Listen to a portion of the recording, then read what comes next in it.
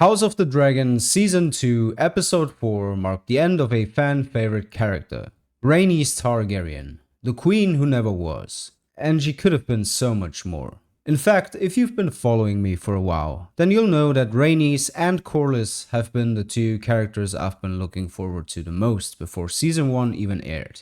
In this video, I'm going to take a look at Rhaenys' characterization and try my best to explain why I think she's the worst written character in the show. First things first, Eve Best is an incredible actress and was the perfect casting choice for Rhaenys. She brought a lot of charisma to the role and just oozes competence in general. She's an actress who can easily take control over a room full of people, which is exactly the kind of gravitas that was needed for the character. A Targaryen princess, especially one who was robbed of her inheritance and had to find her own place in the order of things, as Rhaenys herself puts it. It was also the one thing that always stayed consistent. House of the Dragon's focus on Rhaenys in context of the damned Iron Throne. It's gotten to the point where all of her scenes with Corlys seem to have to be about the Great Council at Harrenhal. She wasn't really allowed to be much of a character outside of that, in my opinion. Her scenes were always very exposition heavy, which in itself isn't a bad thing, but it can get boring if you only focus on one topic. You'll never hear me complain about too much exposition in a Westeros show, but it's about how it's used, and there's so much more of Rhaenys that we could have explored than just the matter of succession. For example, Rhaenys took part in a royal progress with the old King Jaehaerys, in which she must have gained valuable knowledge about the small folk that could have been used as a focal point for her character. It certainly was one of Jaehaerys's, and it's a central theme of the Dance of the Dragons in general. Thousands had to suffer because of the mistakes of a few. Rhaenys could have been a character the audience relates to, someone who cares about the innocent. That alone would have been enough to showcase that the queen who never was would have actually been a good queen. Having Rhaenys go from being cast aside twice and basically mocked for nothing but her own gender, to realizing and fighting for the greater good of the people would have been a compelling arc that could have added more nuance to the entire show.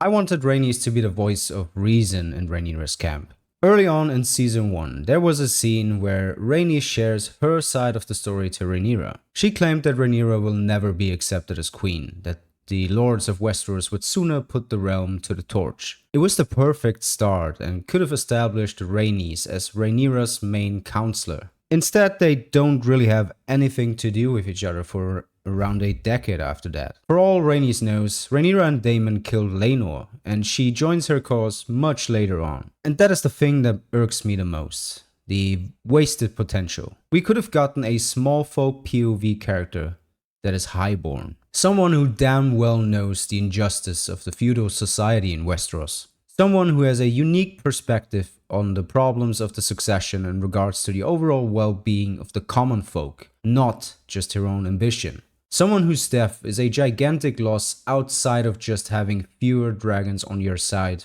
for the ongoing war. It could have even helped to make Rhaenyra more reckless because she doesn't have that voice of reason at her council meetings anymore. Long story short, Rhaenys, at least for a couple of episodes, could have been the reason shit doesn't just hit the fan yet. She could have protected the innocent and could have died like the queen she never was. Instead, well, she's directly responsible for their suffering. The incredible performance of Eve Best is the thing that held the messy writing at bay, I think. It's so good that you could almost forget that her character is an unintentional mass murderer of countless innocents because yes, no matter how much the show wanted to backpedal in Season 2, that is sadly exactly who she is. I was disappointed last season, but I wanted an explanation to it. I'm really disappointed that this wasn't even utilized. The damage was done, so they could have at least used it to set up the storming of the Dragon Pit, or anything at all really. Instead, the show acts like no one was harmed and that Rhaenys somehow acted with honor when she didn't turn into a kinslayer. It's also why none of her scenes really worked for me this season. She told Rhaenyra that a war will be too bloody, and that a war with dragons would cause great horror. That is fine, but not after what she did in the show.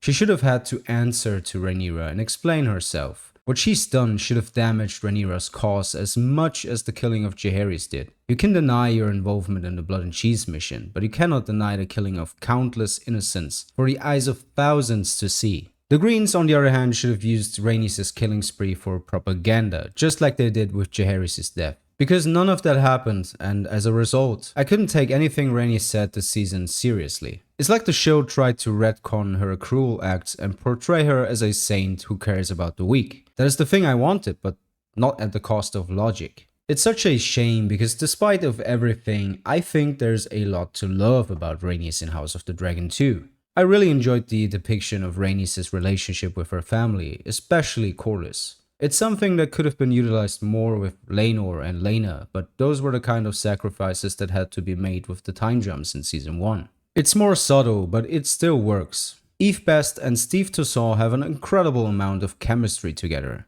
The depiction of their bond is very fitting to what both characters had to go through, the losses that they had to suffer. It's adorable and very believable. Rhaenys' scene with Alicent in Season 1, Episode 9 is one of the best scenes of the show in terms of the performances in my opinion. And last but not least, Rhaenys' bond to her dragon Meleys was also very well done, especially during the battle at Rook's Rest.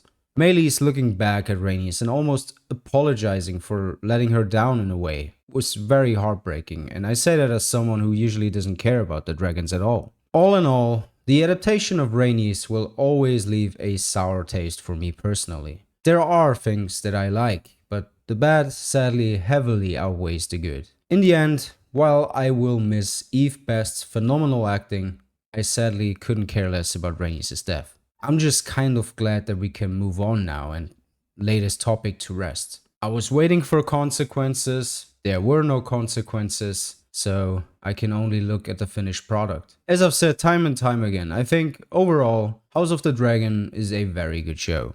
I have my gripes with aspects of the show, but I'm not a Fire and Blood purist and very open to changes because I don't think it's on A Song of Ice and Fire's level anyway. The changes just have to be good, like what they've done to King Viserys in Season 1. Still, I'm always gonna be honest with you, and I can't deny that Rhaenys' arc was done quite poorly in the show. It's such a huge amount of wasted potential that just makes me sad, really. She could have been so much more. Sarah Hess, who gets a lot of flack for inventing Rhaenys' Dragon Pit disaster, showed that she is an extremely competent writer by delivering one of the best episodes of both Game of Thrones and House of the Dragon combined, with episode 2 this season. For that reason, I'm laying this topic to rest now. This was something that they did to add more spectacle, but it sadly heavily backfired, and I hope that this is a very valuable lesson going forward. For this one, there was no going back.